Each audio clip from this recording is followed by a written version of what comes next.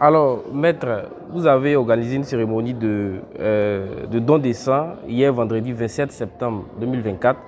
Et à quoi cela répond?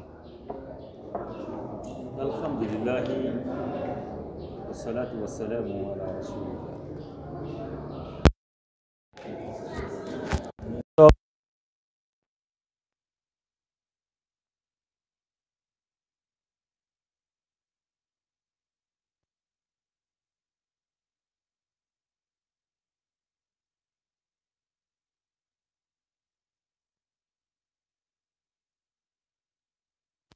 Ce qu'on a été Al-Masih al-Maoud, le Messie promis, qui a lancé un appel aux fidèles de sa communauté. Ça nous fait 12 ans de cela. Pas seulement au niveau d'Abengourou, ceux qui sont à Abidjan, Bouaké comme Yamoussoukro, dans aussi 2 ou 3 villages.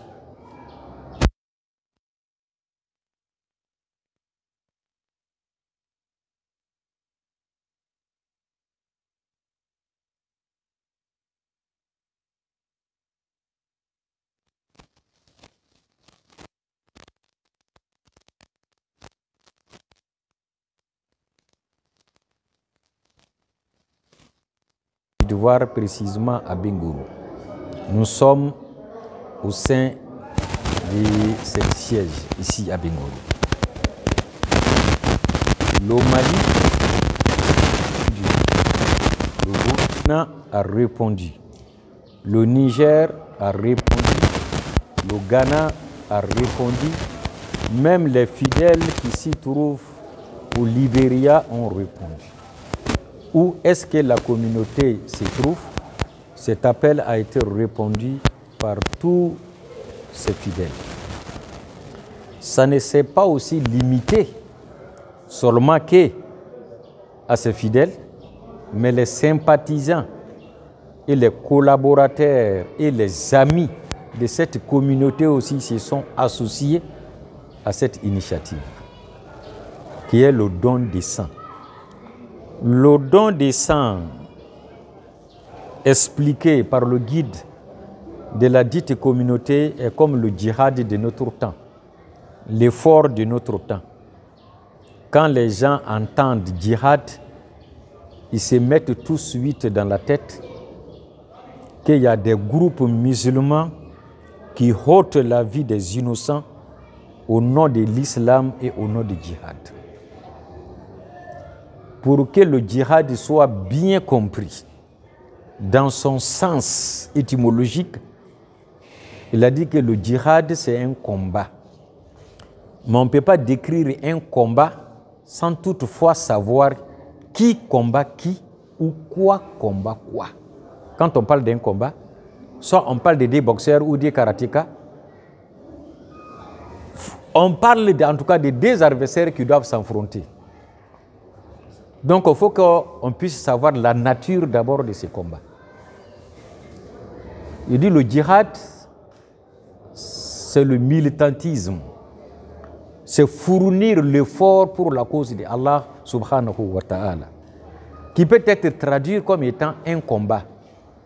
Mais des fois, le combat, c'est entre la vie et la mort. Si il y a un combat qui est déclenché entre la vie et la mort, nous supportons la vie pour que la vie puisse triompher sur la mort. Parce que nous voulons tous vivre, tandis qu'il y a la mort aussi qui est là. Donc le combat qui est mené entre la vie et la mort, nous on supporte la vie. On met toutes les œuvres en place pour que la vie soit maintenue contre la mort. Et s'il y a un combat entre la santé et la maladie, les docteurs et les chercheurs, tout le monde œuvre pour que la santé puisse dominer la maladie. Donc c'est un combat. Il faut combattre la maladie. Quand il y a un combat qui est là, que ce soit la fièvre, que ce soit le sida, il faut qu'on puisse combattre ça. Donc quand on connaît l'adversaire, on peut savoir la nature de ce combat. Et quand il y a la famine qui ronge, il faut un combat. Il faut tous avoir des occasions pour mettre des structures en place. Comment combattre la famine? Exhorter les gens à cultiver, à magasiner les vivres pour combattre la famine. Des fois, peut-être, ce n'est pas le cas, mais c'est la fornication peut-être qui est vulgarisée. Si à la fornication qui est vulgarisée, il faut combattre la fornication en facilitant le mariage aux jeunes gens et aux jeunes filles pour se marier, pour qu'on puisse combattre la fornication. Si c'est la mécréance qui domine, il faut combattre la mécréance par la croyance, pour que les gens puissent croire à un seul Dieu, pour que la paix puisse régner sur la terre, comme de la façon que la paix règne au ciel par les anges. Donc, pour qu'ils puissent nous donner le vrai sens du combat, il dit, nous allons mettre un djihad en place.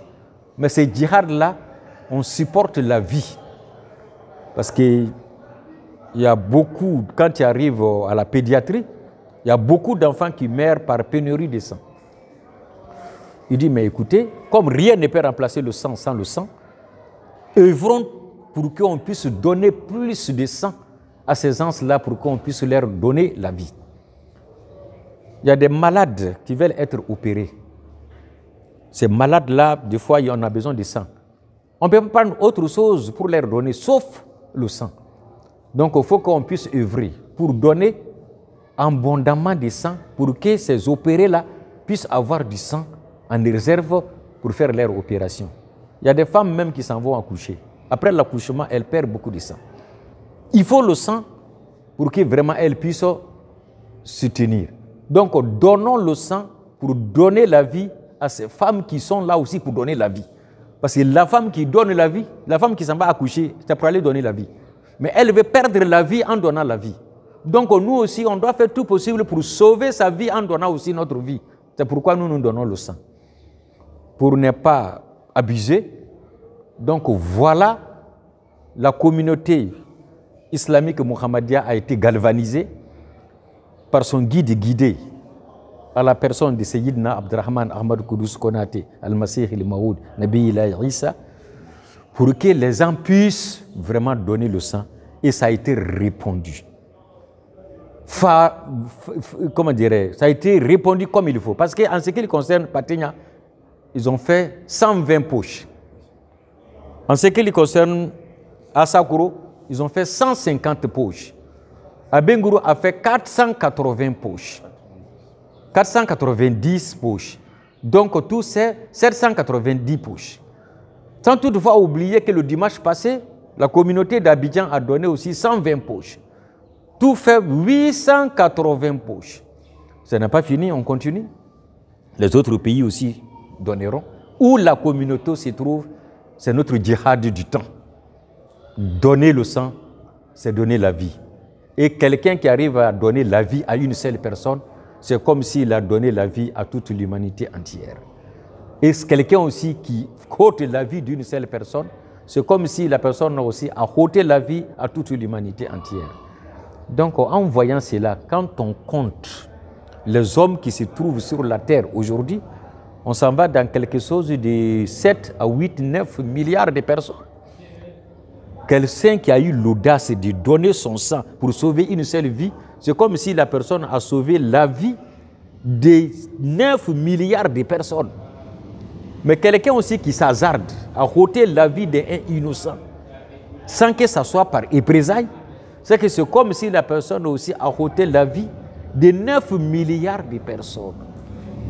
C'est pourquoi nous avons répondu favorablement à son appel et on continue à répondre. Alors, j'ai aussi remarqué que le dimanche 29 septembre 2024, vous avez une grande fête ici à la mosquée. Est-ce qu'on peut savoir concrètement ce qui va se passer?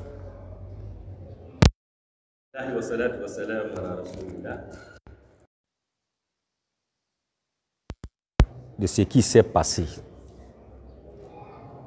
On peut aussi savoir un peu de ce qu'il se passe.